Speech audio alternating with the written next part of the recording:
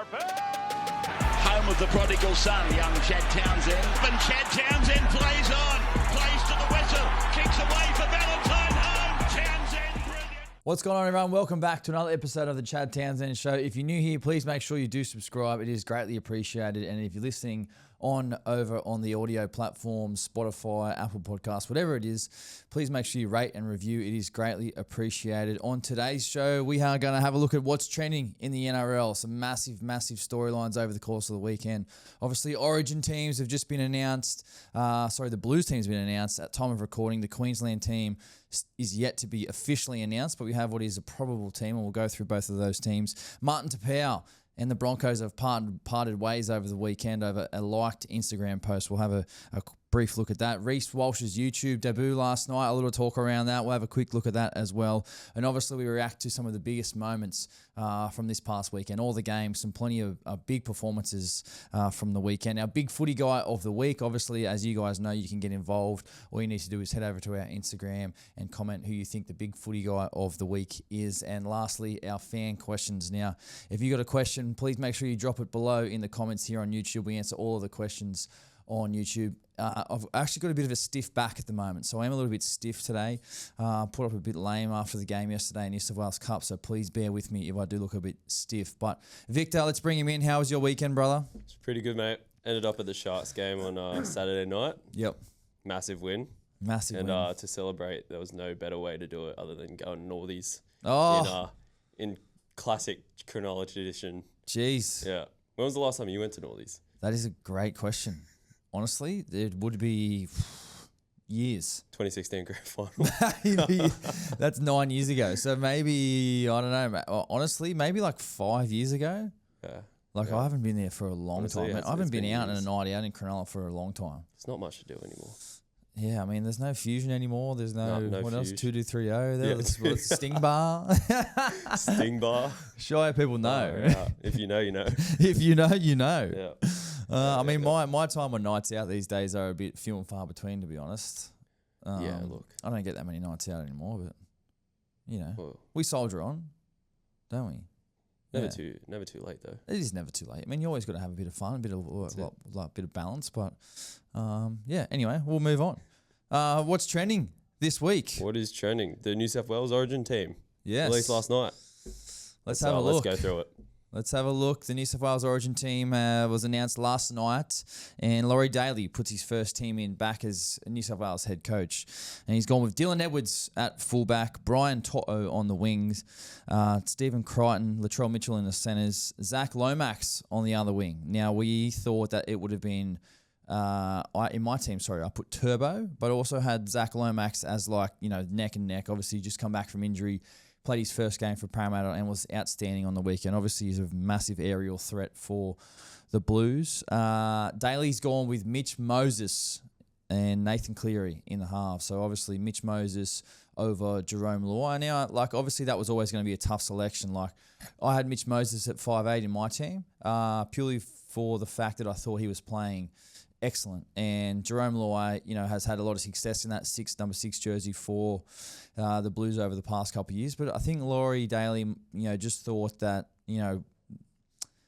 Mitch was better suited for his team. Mitch is going to play a bit of a different role for the Blues, I feel. Obviously, being on the left side of the field, he's going to have to probably run the ball a lot more and probably take a little bit of a back seat to Nathan, who will probably kick the ball a lot more than Mitch. But obviously, it'll allow Mitch to, I think, really just simplify his role and focus on his running game and kicking when he needs to. He's not going to be the main kicker because he's on that left side of the field. But I really like Mitch, hence the reason I put him at 6 in my team. Mitch Barnett and Payne Haas are the front rowers. We had that locked in for our Origin team. Reece Robson retains his spot at dummy half, and Robbo, well, you know what you're going to get with Robbo. A really, really solid player. 80 minutes, does not look like he's fatigued at all, ever. Great defender, great line speed, and we'll know what he'll bring. In the back row, well, I felt like back row was probably one of our most strongest position with 4 guys, vying for those 3 spots. Laurie's gone with Liam Martin and Angus Crichton in the starting back row, both who retain their spots from last series, and obviously both, their form and the way they play speaks for themselves. Isaiah is at lock, and he's also captain. That's exactly what we had for our team. Isaiah, you know what he's going to bring. And then on the bench, Laurie's gone with Connor Watson, Spencer Lenu, Hudson Young, and Max King.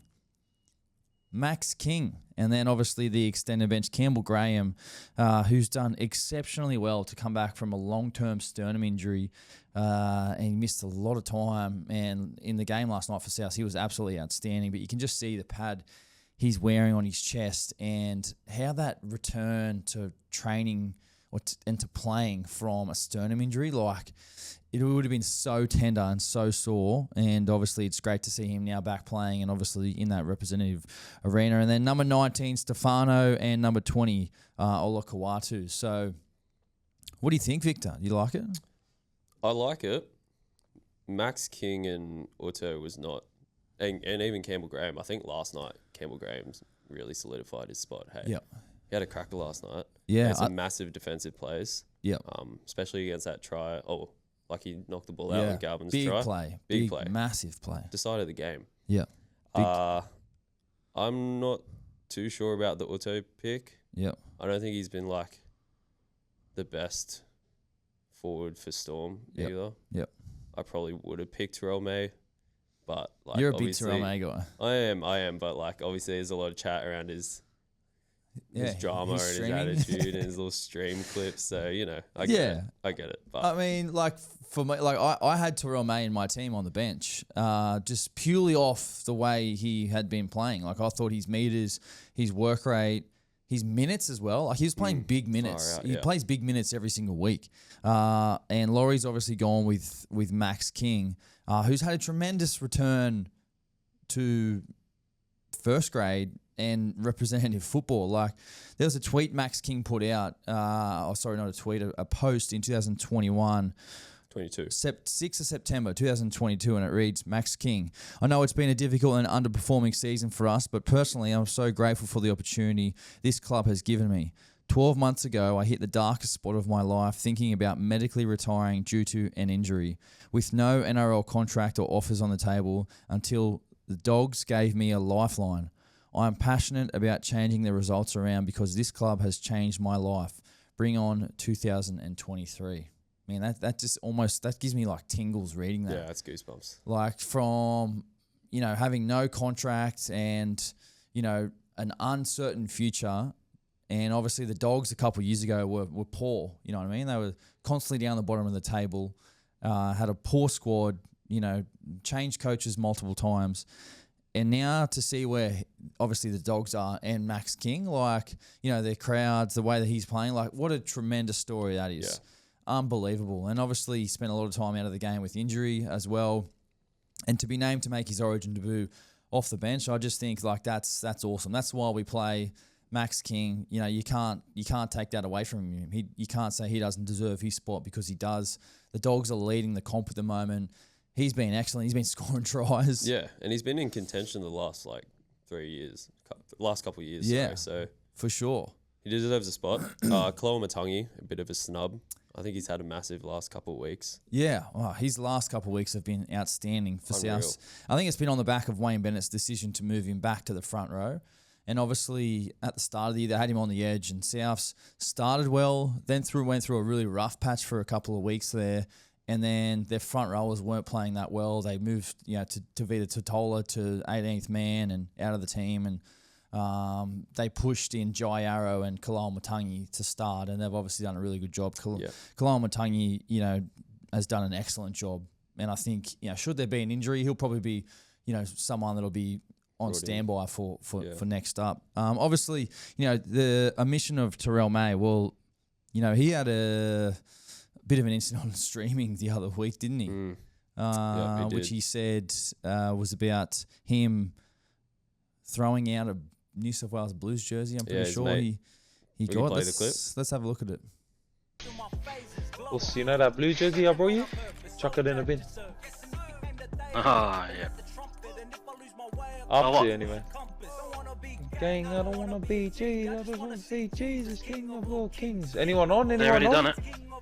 Nah, but did you see the thing that came out? Yeah, but I thought that was just the media. Nah, not the media. How do you reckon they got leaked? Do you think he's just playing Chinese whispers? We'll have to show him the loadout. Yeah. Oosh. Interesting. I mean, Freddie Fittler wasn't happy about it, was he? No. We got that You wanna clip? play that clip? Let's play that clip Alright, too. Let's Let's roll go. that clip as well. Let's go. Seriously.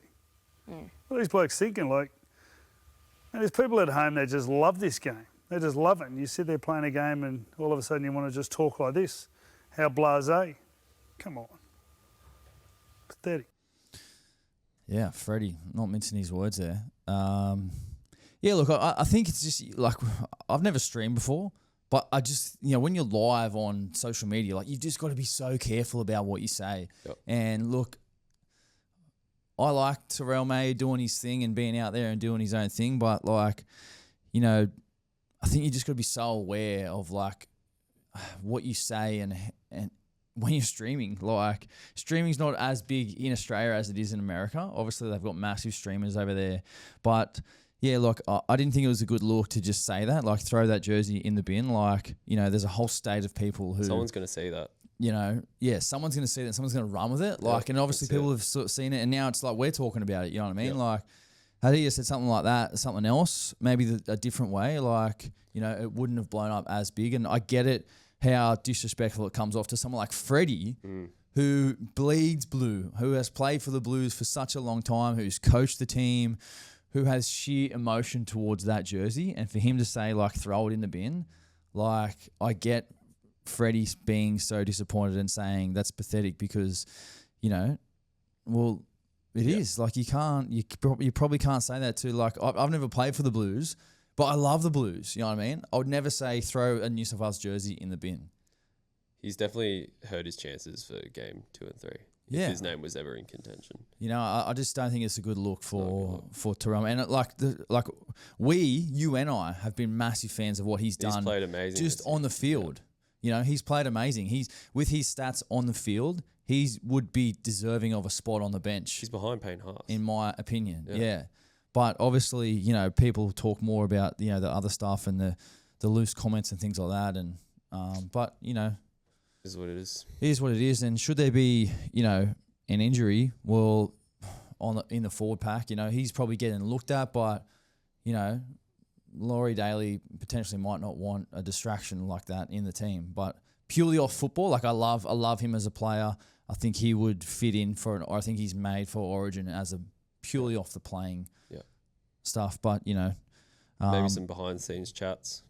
Yeah. Some apologies and I don't know, it'd be interesting to see how it all happens and what his take is, and if he thinks he should have said something else, or if he is apologetic, or he's wants to play on with it, or whatever it is. So, yep. But yeah, we'll move on. Do you want to check out the Queensland? Let's have a look. Yeah, I mean, at the time of recording our podcast on Monday morning, the Queensland team hasn't officially been announced, but we've got here what we think is the Queensland probable team for Game 1 of the State of Origin. I think they released this on Fox League last night. Yeah, this was on Fox last night. Kalen Ponga at fullback. Rob Toya, the young Roosters centre, has been brought into the team. Now, interesting to see where he sort of lines up. This Queensland team's got him on the wing, but I think he'll be in the centres.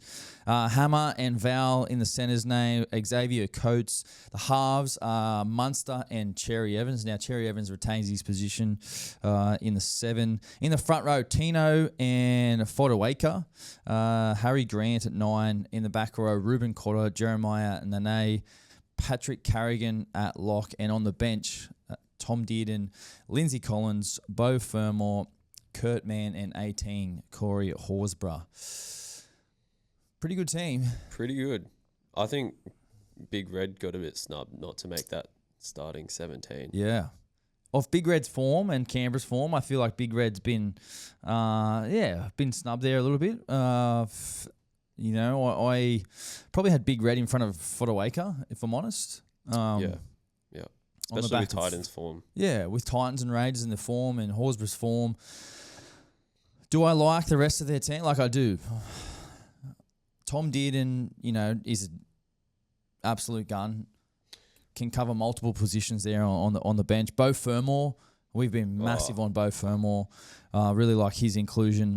Lindsay Collins, well, he came back from injury on the weekend. You know what you can get from Lindsay Collins, the experienced campaigner. And look at their backline. I mean, they've got a fast backline. Ponga, Hammer, Val, Coates. Yep. That kick to Coates, especially after the weekend. It's going to be on. And it'll be interesting to see where Coates lines up, if he's on Brian To'o, and, if they sort of... Queensland have always tried to kick on top of Brian To'o's head just because he's short. But he's dealt with it well. He always does really well.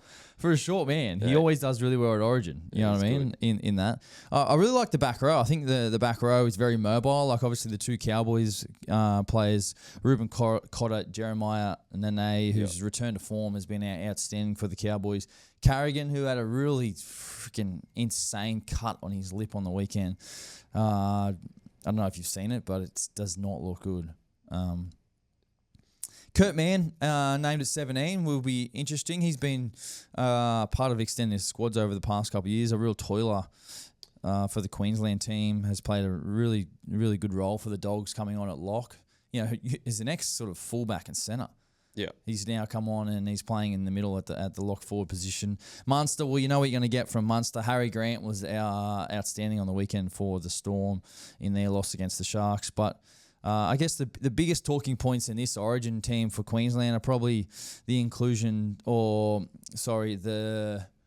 injuries to Murray Talangi, who was expected to start on the wing, and then obviously Selwyn Cobbo.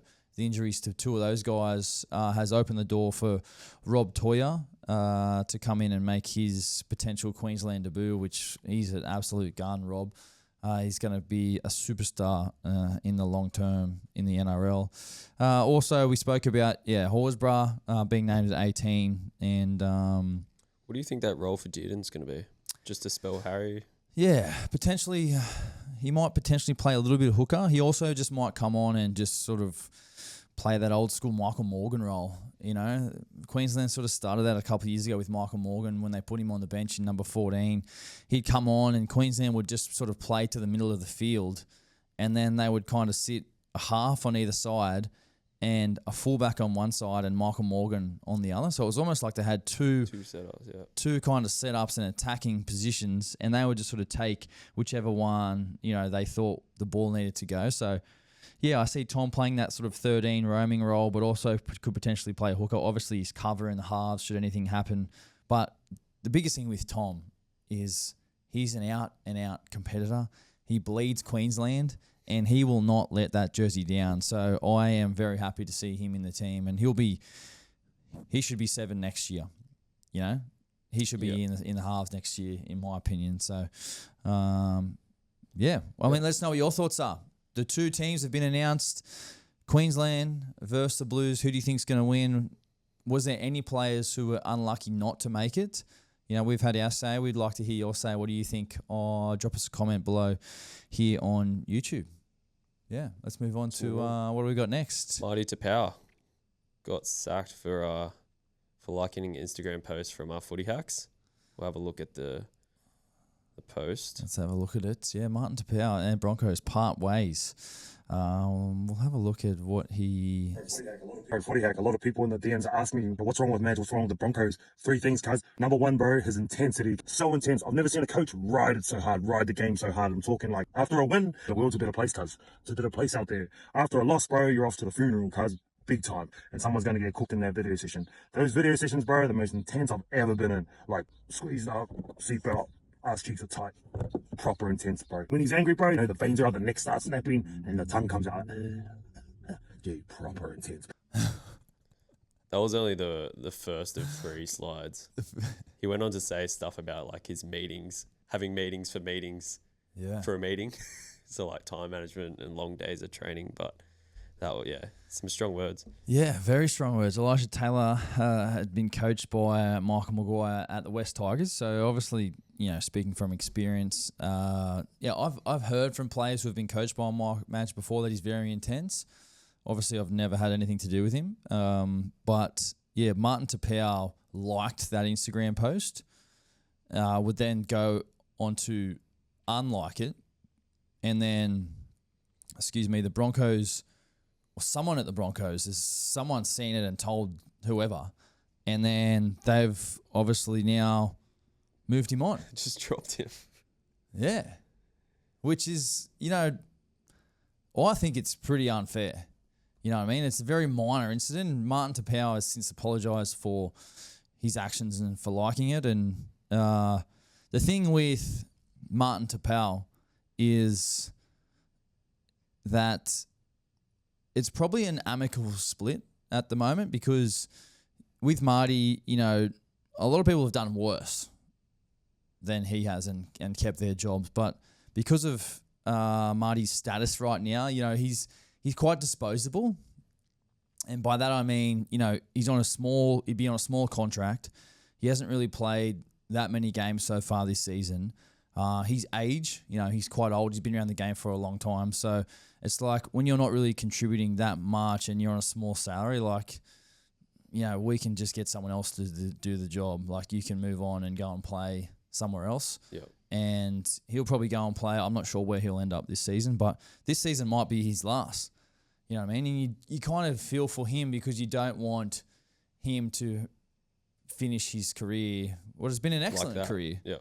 Kind of like that, and that to kind of be the main thing that's been focused on him for the back end of his career, because he has had a wonderful career.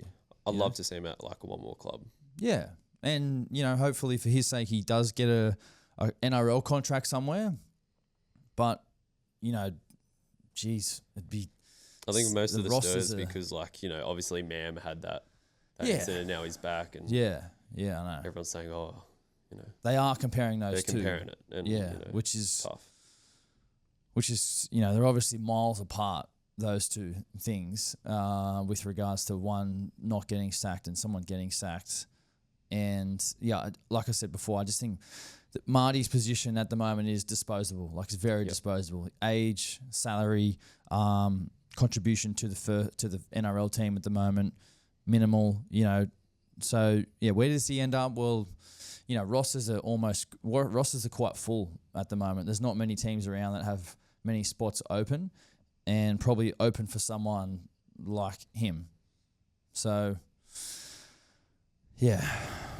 hopefully it all sorts out for him, man. Because it's not a good look. But obviously, Madge and the Broncos, they're under the pump at the moment. It's the Broncos, man. It's like their job comes with so much kind of pressure, and they got one of the biggest fan bases. One of the biggest fan bases in the competition. There's so much eyeballs on you, questions about absolutely everything. So, when you're not winning, it's not really a fun place to be around. And I don't think it'd be a fun place to be around Michael Maguire if you're losing as well, because as Elijah Taylor said, they go into meetings and, strap the seatbelt in when they lose. He said, cheeks are tight.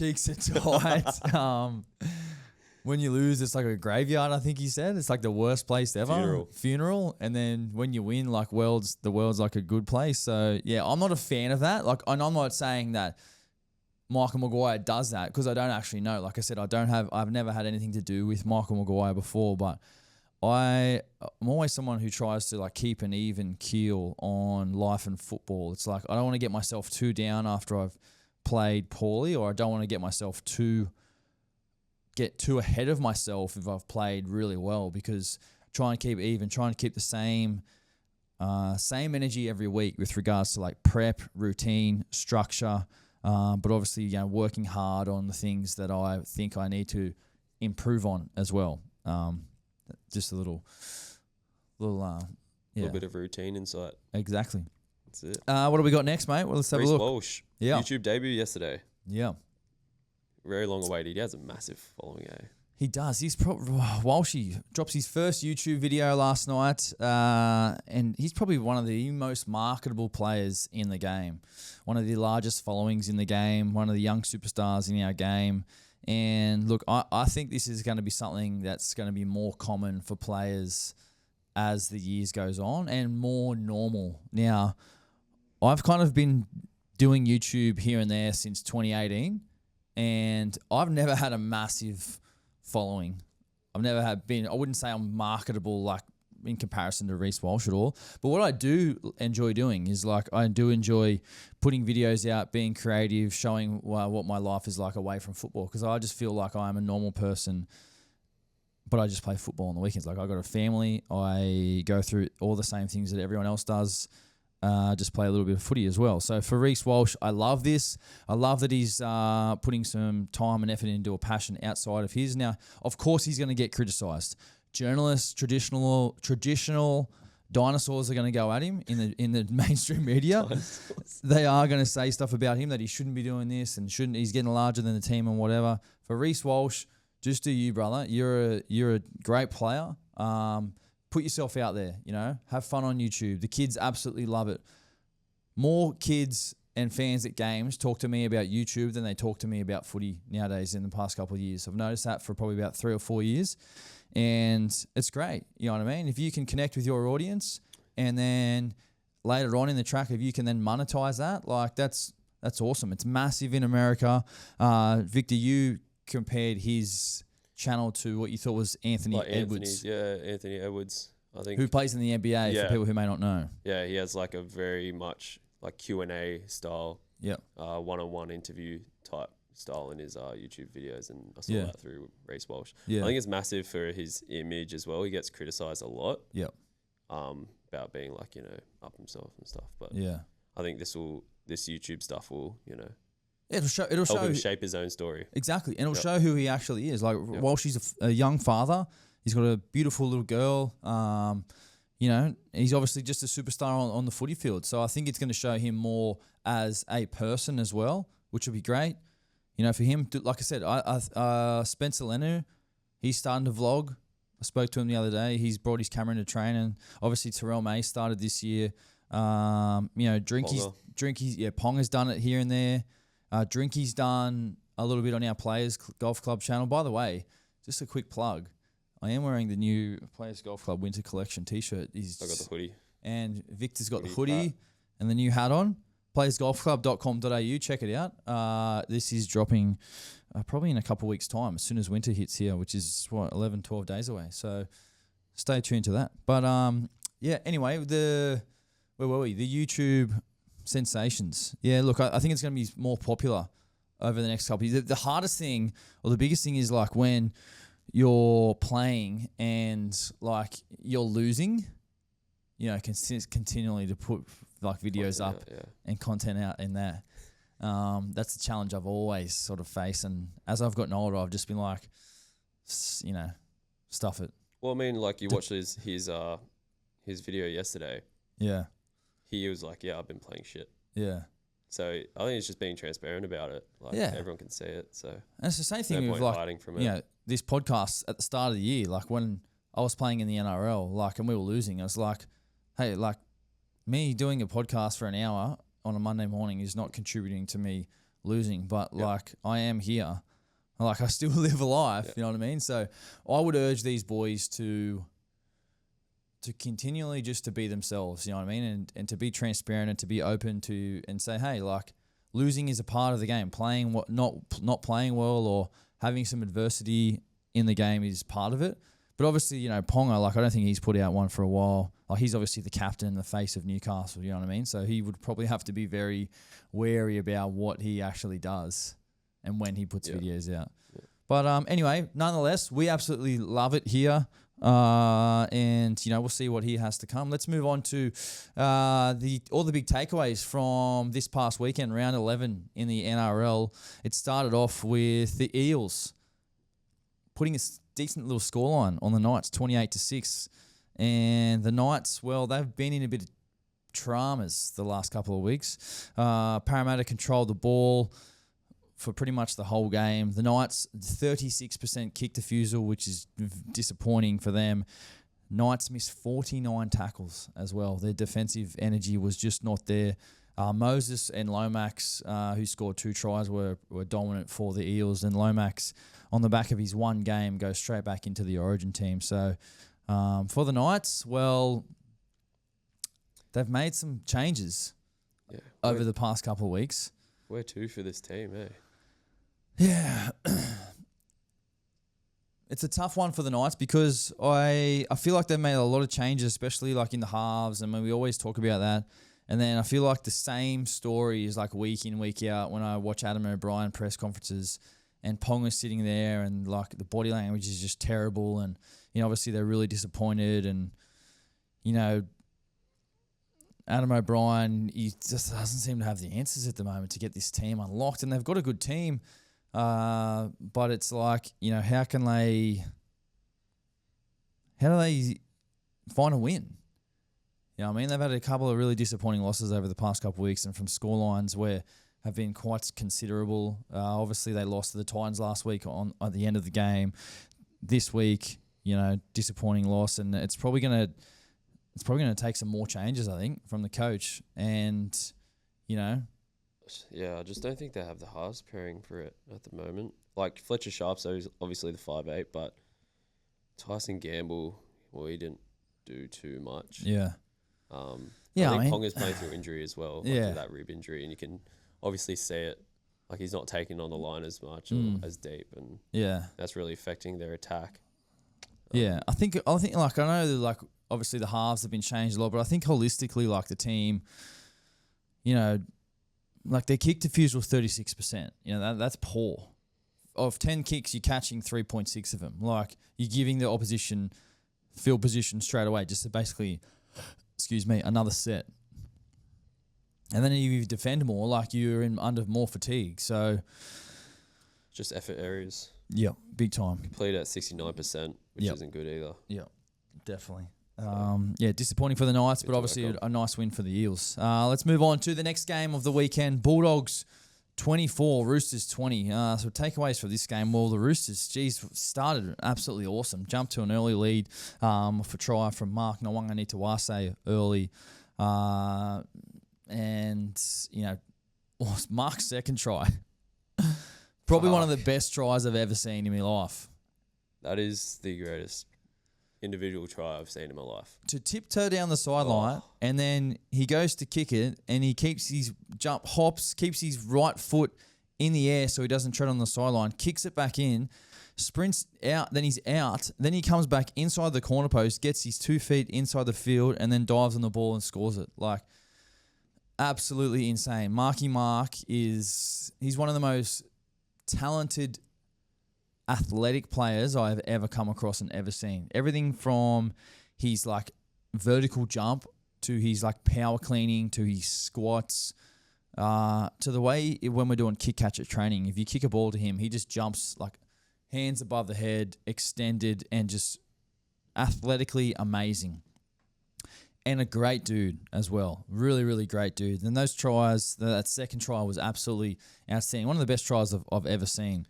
It was for the Dogs. It was really just a tale of the two halves again. I mean, they started poorly on the weekend. They started poor the previous week against Canberra down there. And the second half, I thought they really just clicked into gear, the Dogs. With Matt Burton, I thought he kicked early a lot, which put pressure on us, the Roosters, coming out of our own end, which then would in turn force us. We made a couple of errors coming out of our own end, which gave the Dogs some good field position. Obviously, some errors under the high ball from Marky Mark as well. When you're giving a team back-to-back sets attacking your line, it obviously takes a bit of juice out of you defensively. We completed at 67%, which is just not good enough for NRL standards.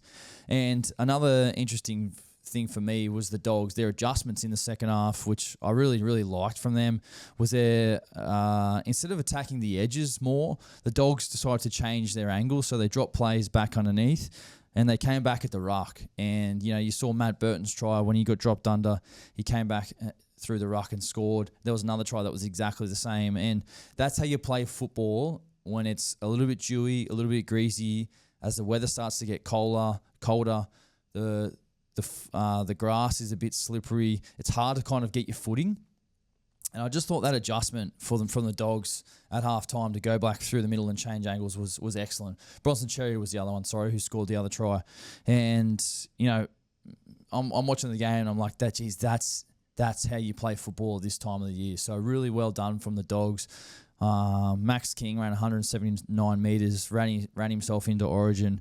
Connor Tracy, 200 metres. But yeah, for us, the Roosters started excellent, had all the momentum, scored a few really nice tries, got to halftime, and then, the Dogs just sort of kicked into gear in second half. And their kicking game from Matt Burton, where he kicked early, I thought put a lot of pressure on us. And then obviously that change of angles as well, the adjustments from the Dogs was really, really, really good for them.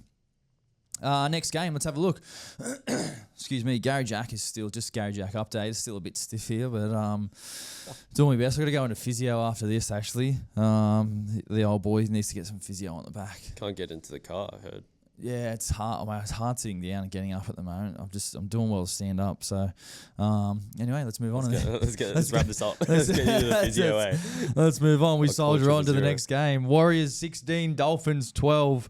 A really entertaining, low-scoring game, to be honest, for these two. I thought this was a really quality game. Both teams, completed at high rates. The Dolphins did make 16 errors. The Warriors only made 8 errors, which is just excellent for them. The Warriors had a little bit of a lead for most of the game, especially in that second half.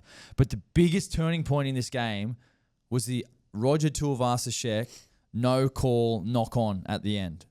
I'm sitting there watching the game and I'm like, that's a knock on. That is a knock on, bro. What's doing? Led to that Cape World try as well. What is actually doing? And that no call, like Victor just said, goes on, and then the Warriors score off the back of it. Man, as a Dolphins player, you'd be absolutely fuming. Christian Wolf would be fuming. That was really disappointing, that call, I thought. It definitely changed the game. Obviously, they would score off it on the back of it. And for the Dolphins, well, Tom Gilbert sustained a pec injury, it looks like, having him sidelined for a while, and obviously disappointing result for Tommy Gilbert, who probably would have been named in that Queensland Origin side. He's an absolute insane player for the Dolphins. Obviously their captain. He's got Origin written all over him. He's had no luck with injury over the past couple of years, so we wish him a speedy recovery. But yeah, all in all, in the end, Warriors 16, Dolphins 12. This game played in front of a massive crowd at Suncorp Stadium. Yep. The Warriors have fans absolutely everywhere. And they're travelling, hey. They are travelling. I mean, they've got a massive fan base in Queensland, obviously in the southeast there. But, Fisher Harris returned, Roger Tuivasa-Sheck returned. They're doing an incredible job, the Warriors. Yep. So, well done to them. Let's move on. Next game. Saturday, Manly 26, Cowboys 6. Now, this game, obviously a big change for the Cowboys heading into this game was Tom Dearden moved to number 7 and Jackson Purdue moved to 5'8", which left Cliffo as 18th man. And I really felt for Cliffo last week. Obviously, thought he'd been doing a really good job for the Cows in the halves. And obviously, Todd Payton and the coaching staff, made the change to see Jackson Purdue in number 6, which I really liked. I know I definitely feel, on one hand, I really feel for my good mate Cliffo. But on the other hand, I love to see Tom in 7 and Jackson in 6. Jackson's been excellent at left centre and done a really, really good job. And for someone who hasn't played centres pretty much ever to go into the NRL and just play centre and do an excellent job. He's been a half 5'8" for his whole junior career. So goes back to his more preferable position. And I know a lot of Cows fans will probably blame that decision for their loss, but it wasn't. That's not the reason why they would have won or would have lost the game. The change in the halves, Jackson is a long-term option at 5'8", like a 10. Like I said last week in the pod, Jacko's a 300-game Cowboys player in my opinion, and he's a 20 Origin game player for Queensland. You give someone like that time in a position, and he shouldn't be judged off one game. I didn't think he played poor. No, he didn't play poor. No, not at all. He just probably didn't have his best game. So, it's a bit of an adjustment, right? Yeah, it's an adjustment for sure. It's going to take him a little bit of time as well to be in game and adjust on the run. That takes a bit of time. So, the Cowboys just look flat. Yeah. You know? Question I got for you is like, do you think that change was made at the right time?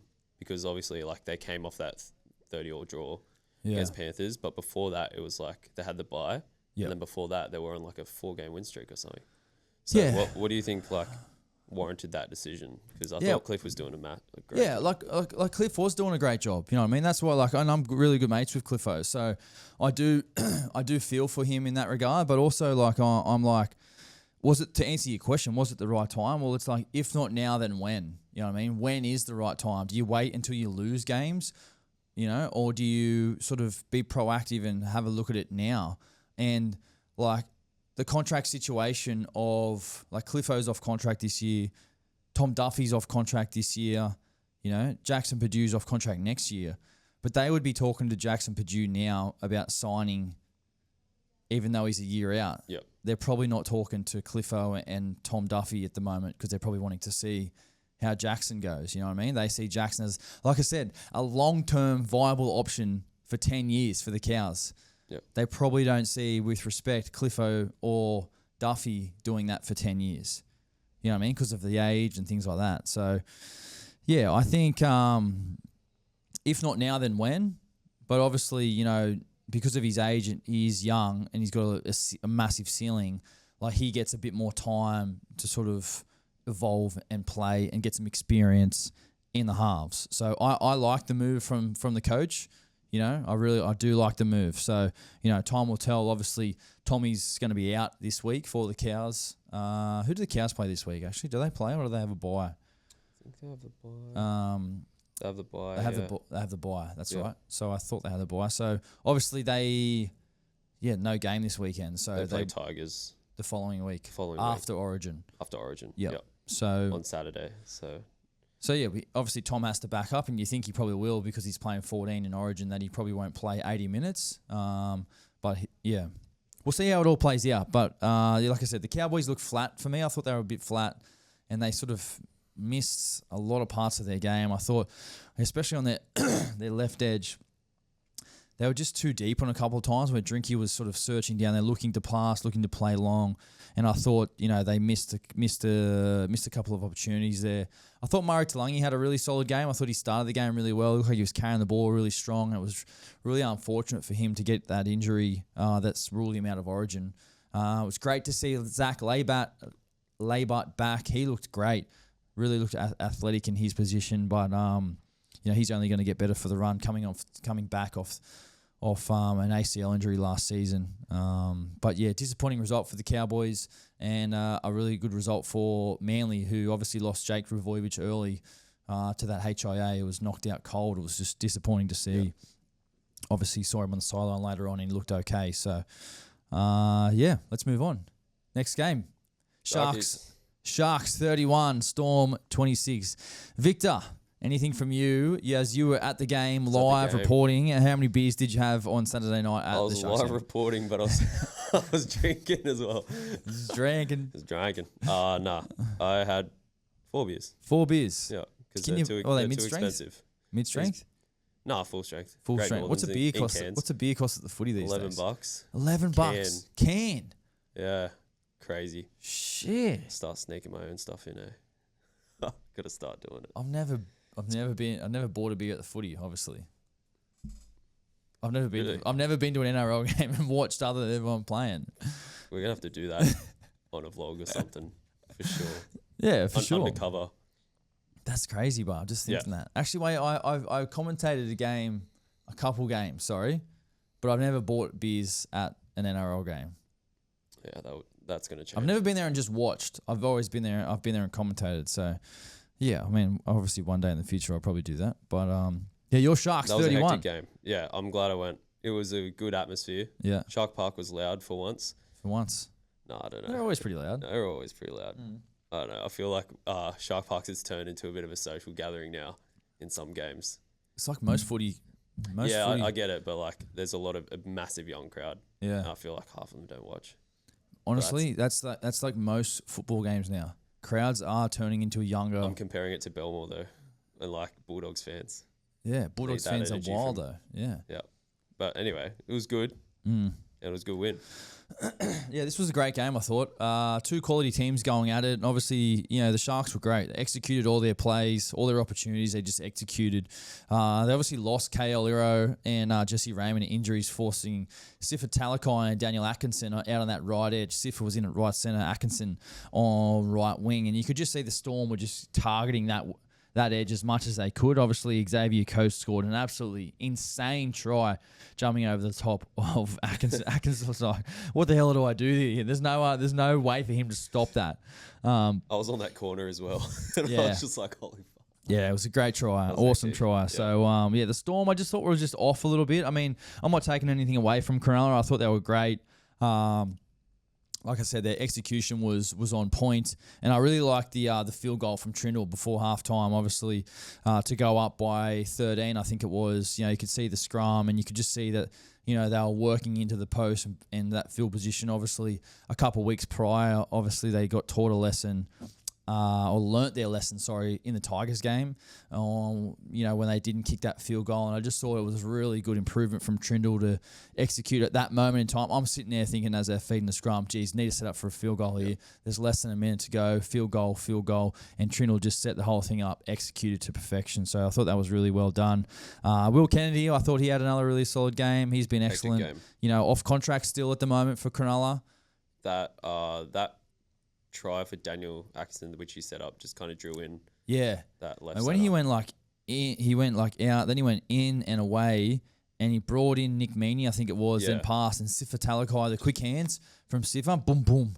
That was nice. Pure. That's what I'm talking about, the execution. Yep. Sifa, for a big man, Sifa has silky hands. Great sort of ability to just pass and tip on. Great skill from the big guy. But a great win for the Sharks, which propels them into the top 4. And obviously the Storm, no good on the weekend. So the next game, Dragons 30, Broncos 26. Well, what's wrong with the Broncos at the moment? That's what everyone's saying. A great win for the Dragons, who have had their backs against the wall over the past couple of weeks. Obviously, have made a few changes to their team over the past couple of weeks. Ezra Mann returns for the Broncos, who I thought he had a really good game, a really solid game for his return. 1 try, 2 try assists, even though one was a touchdown, forward pass to Gamut Shivasaki. I don't know, how do they miss that? Oh, man. We talk about that. We've been talking about, why can't they call forward passes? Forward pass technology. I just don't know how they missed that. Jeez, we got 3 refs, we got bunkers, we got everything, and we just miss it. Everyone in the whole game thinks that was forward. It might be a thing of they're too scared to call it. They cop so much stick. As a person, as a ref, you'd be scared to make hard decisions. Yeah. I don't know. I got no idea. Yeah, I don't know. It's just disappointing. We should be pulling that up. There's been way too many this year as well. Yeah. Anyway, for the Broncos, obviously for the Broncos, have a go at this. They had more run meters. They had more post-contact meters, more line breaks, more kick return meters, more offloads. They missed more tackles, and they made more errors than the Dragons. So the stats don't read well for the Broncos. Excuse me. Obviously, they were at home as well in front of what was a massive crowd. 2 o'clock kickoff. I mean, 38,000. Massive crowd, which would have been awesome. I mean, spoke to Valentine Holmes, who was he was so excited, Val, about playing at 2 o'clock. He's like, I get to play at 2 o'clock. It's the best. So I thought he was solid, had a really good game. Obviously, he's now moved into Origin camp for Billy Slater. Interesting to see where Val lines up, if he plays on the wing or in the centres with the inclusion of Rob Toyer. I think he probably moves to the wing. Rob Toyer moves to right centre. I'd probably think Val moves to the wing with obviously those injuries to Selwyn Cobbo and Murray Taulagi. But a great... Jacob Little, hasn't he been an absolute find for the Dragons? He's been excellent. And he's been good. I looked at his contract situation because I'm like, the Cowboys still have yet to sign a hooker for Reece Robson next year. Reece Robson's leaving to go to the Roosters for 4 years.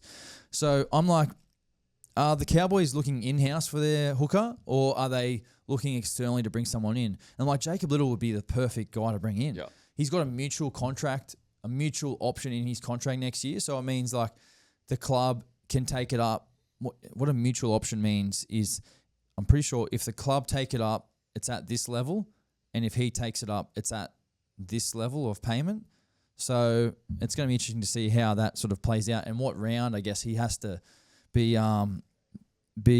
or make his decision by. I mean, but as a Dragon, like if I was a Dragons fan, I wouldn't want to see him go. No. Because he's playing so good. He's playing well. And, I hear Dragons fans are talking about like he needs to start or he needs to play more role than Damien Cook at the moment. You know what I mean? And I think Little's been really effective probably because he hasn't been playing 80 minutes. Yeah. And his speed and his acceleration is just, a real feature of his game. Nonetheless, like, do I think he's a starting hooker at a team? Like, the way he's been playing, I think he's showing that. He deserves a bigger role. So will be an interesting one to keep an eye on for Dragons fans. And obviously as well, this was an interesting one I saw over the course of the weekend. Adam Reynolds has apparently allegedly come out and said that he's would potentially retire from taking up some salary away from someone else for next season. So interesting what's going to happen there for the Broncos and Adam Reynolds. Obviously, I don't know Reno that well. But obviously his family looks like really settled in Brisbane now. And, if the Broncos couldn't afford to keep him, like where does he go back to a Sydney team? Or, it looks like to me he finishes at the Broncos and becomes, someone on the coaching staff, I think, in what role that is. And, then you have to kind of weigh up, is it worth me playing on for another team and moving there? Or do I just finish here and then move into what is a role post-football? So interesting decision for Adam Reynolds and the Broncos, and obviously that's going to come to a head over the next couple of weeks, so we'll see how that goes. Excuse me. Gary Jack updates. Still sore. Still stiff, yeah. Raiders 40, Titans 24. Well, the Titans were probably never really in this game, I thought, even though they did score first from a great piece of play from AJ Brimson, who set up for feeder, which was incredible. Foreign started in the halves, which pushed DeGroot back to fullback. Back to the bench, and AJ started at fullback. But I just thought the Titans' edge defense was really poor on the weekend. A lot of really bad decisions, which gave the Raiders some relatively easy tries. Xavier Savage scored 3. I thought he was excellent. He looked fast. Yeah. Looks dynamic at the moment. If he continues to keep his consistency in the NRL, there's no reason why he can't play Origin. Maybe not this year, but maybe in the years to come. Yeah. Obviously, we've got a few injuries, or they've got a few injuries at the moment in their outside backs with Cobbo and Talangi. But yeah, keep an eye on Coates. His Savage. His improvement has been notable for the Raiders. And for the Titans, obviously, they had a great win last week against the Knights, and they just couldn't back it up this week. And Desi was disappointed in their press conference, just really poor. You could just see the disappointment in his face, and obviously, rarely smiles, Des, does he? No, yeah. But I thought Titans, definitely an improvement. I love AJ at fullback. Yeah. I think that's his best position. But... yeah, I don't know. I think they just lost that middle battle as well. Tarpany and Horsburgh is just too powerful. Yeah. But yeah, do you think they make top 8 next year? Titans? Next year? Yep. Or this year? Next year, not this year. They're not making top 8 this year. Oh, well, they're not making top 8 this year. Do I think they'll make it next year? No. The grass isn't green enough. I don't know. It's like what I don't know. And it's hard because the Titans just haven't had success on the Gold Coast. I don't know what it is. Is it coaching? Is it squad? Is it culture? I feel like their team's good enough. Their team is so talented, mate. Yeah. Their team is so talented, They've but got all they're the pieces. constantly they're constantly just not having. They're not consistent. No. That's what they're not. They're not consistent enough to be a top team, and it's probably on the back of defense, I think. And a lot of people thought that Des would have been the guy to come in and really just harden up this team, and I don't know. I don't have the answers. Yeah, I feel like they don't have an identity either. This Yeah. team. Do they have a proper history and culture and culture? From the outside, it doesn't look like they've got that. They haven't cultivated it enough. But who am I to know? Excuse me. Let's move on. Tigers 12, Rabbits 22. A big win for the Rabbitohs on the weekend. 88% completion rate for them. I thought the Rabbits were great. You know, obviously the Rabbits have lost a number of players at the moment. No Jack Wyden, no Cam Murray. Obviously, Cody Walker's out as well. 88% completion rate is outstanding, and that's what you just understand with a Wayne Bennett coach team is they will stay in there and hang in there as much as they can. Keon Koloamatangi, absolutely outstanding. We'll highlight him in the next segment for, again, he's been nominated for our big footy guy of the week. Jai Arrow in the front row as well. I really love this change from Wayne Bennett as, you know, the past couple of weeks. He's put Keon and Jai Arrow into the starting front row. And, geez, hasn't it been an excellent call from the super coach? Obviously, they were not playing as well up front, and they just pushed these edge back rowers basically to 8 and 10 and said, boys, lead us. Yep. Lead us through the middle. And, geez, haven't they done an excellent job at that? For the Tigers, well, Api Coruscant, he was outstanding. He scored 2 tries. The one try where he made that line break and just, you know, put Latrell on skates and stepped straight past him was outstanding. And this game basically came down to a massive play from Campbell Graham to basically save the game for the Rabbitohs when he made that tackle on Lachlan Galvin. Man, you think Galvin's got up, he's scored, he's kicked the ball into the crowd, he's scored, and on the replay, there's a slight little hand in there. Galvin knew. You reckon? Oh, yeah, he was looking at the ref the whole time when he looked up, and then when the ref called try, he got up. Oh, but he knew.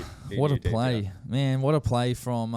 But yeah, hectic defensive play. What a play! A great play. And Campbell Graham obviously has been included in the Blues team, number 18. So yeah, really, really big reward for him. It's that Humphreys effect. You're big on Humphreys, eh? I think you're big Humphreys guy. Well, like it shows. Like the Rabbits are winning since he came back, and something about. His defense is also awesome. Like it's not much gets through him. Yeah, he's a big body. So yeah, he's been great. Let's move on. Big footy guy. Yeah, big footy guy of the week. Physio, eh? Huh? Let's get you to the physio. I need to get the physio. Yeah, big footy guy of the week. But 3 nominations this week. Head over to our Instagram at Chad Townsend Show. You can vote for your chance to win a $50 playersgolfclub.com.au voucher. And our first nomination is Zach Lomax. 2 tries, 4 tackle breaks, 1 line break, assist, 30 runs for 271 metres. That's why he's in Laurie Daly's team. He has been on fire over the past couple of years and came back from injury with a bang. Zach Lomax is our first nomination. Our second nomination, the Dragons captain, Clint Gutherson. 2 tries, 8 tackle breaks, 2 line breaks, 24 runs, 234 metres. Well, he was absolutely everywhere for the Dragons. You just see with Gutho, his passion after he scores those tries, gets up, screams to the crowd. Real energy guy for the Dragons, and hasn't he been leading by example? And our last nomination for Big Footy Guy of the Week is Keon Koloamatangi. 80 minutes in the middle, 27 runs, 286 metres ran. Absolutely outstanding. 158 metres post-contact, 4 tackle breaks and 51 tackles. Keon has been back to back in there. Big Footy Guy of the Week. He's been Deserved him as well. Yeah, Crazy. Well done to these 3 guys. They're our nominations, so make sure you head over to Instagram to check it out. Let's move on. Fan questions. Big one. Are Melbourne flat track bullies? I'm not going to tell you that's from. It's a weird username. Weird. No. No, they're not. Answer itself. No. I think every team can be a flat track bully. If you're in front, it's easier to start talking shit. Sorry, it's easy to start talking smack. If you're in front and you're leading, it's easy to talk and, you know, get in the face of the opposition. So every team does it. Do I think it's just Melbourne? No. Everyone does it. No way. Do you think that the Rabbitohs could sign Terrell May next year? Yeah, potentially. Obviously, reports have come out that Terrell May has gone to rehab and, you know, done some work with a psychologist, and he's trying to get himself right for next season. So, obviously, he's a free agent at the moment. Do I think he could sign with... I think he'll sign with the Sydney team. I mean, I know they've expressed the desire to play together, all 3 May brothers. And I think the other one who plays in England is off contract as well and looking at some opportunities. So Tyrone May or something. Tyrone, Yeah, I think it is. yeah. Tyrone, Talon, and Terrell. May. TTT. So T. Yeah, I mean, that's one to keep an eye on for the other two, obviously, because Terrell's would be on contract. Yeah. Who is your favourite team and why is it Manly? My favourite team? Jeez. I can't answer that. Who was your team growing up? I grew up as a Sharks fan. Right. Yeah, I went to all the games on the hill with my flag, sitting on the hill. I love the Sharks. I love David Peachy. I love Matt Rogers, Adam Dykes, Mitch Healy. Man, I could name every Sharks player. Like, I could name them all. I know them all. Yeah, but my favourite team now, well, I'll tell you whenever I finish playing footy who my favourite team is. My favourite team right now is the Roosters. The Roosters. Yeah. Do player managers get a slice of the Origin players' 30K? That's a good question. Depends. Some player managers, I think some player managers might, but a lot of them don't. A lot of it's just on the basis of your actual playing contract. Yep. And agent fees probably range from about 4 to 7%, based on what you're negotiating and how long you've been with that agent. Like, it's pretty standard for players to probably have 7% as a starting sort of figure. But obviously, as you kind of negotiate and you become a loyal client, you can sort of negotiate your fees. Some players don't have agents now. We spoke about Chance a couple of weeks ago. But some, because of their, I guess, long-term commitment to them, they can negotiate a bit of a low fee. So, yeah, it does change. That's it. Sweet. All right. That's it. Thanks very much to everyone who's tuned in today. If you've got a question, please make sure you leave it in the comments below. Make sure you like our videos as well and head over to our Instagram and join the conversation. We love doing this, talking NRL every single week. Really appreciate your support. I'm off to the physio because my back is so bloody stiff right now. I jammed it up yesterday in the New South Wales Cup game, just bending over, felt it in the first half, and in the second half just twitched hard as I had to come off. So I haven't been in a good way. I slept like garbage last night, and I need to go and get some treatment. So see you guys soon.